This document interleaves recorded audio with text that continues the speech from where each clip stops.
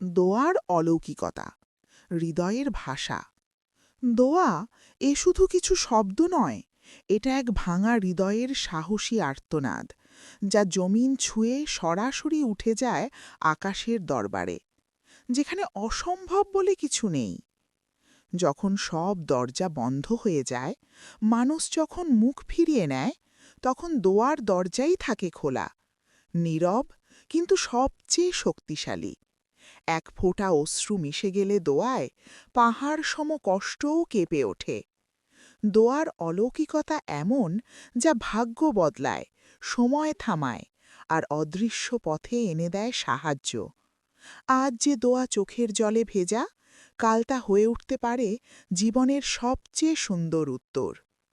কখনো দোয়ার ফল আসে দেরিতে, কখনো আসে ভিন্ন রূপে, কিন্তু একটিও দোয়া হারায় না। প্রতিটা জমা থাকে আল্লাহর কাছে। তিনি জানেন কোন দোয়া কখন কিভাবে কোন বান্দার জন্য সবচেয়ে কল্যাণকর।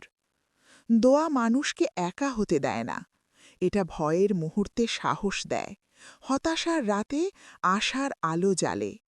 যে নিয়মিত দোয়া করে সে কখনো পরাজিত হয় না, কারণ তার পেছনে দাঁড়িয়ে থাকেন রব্বুল আলামিন নিজেই।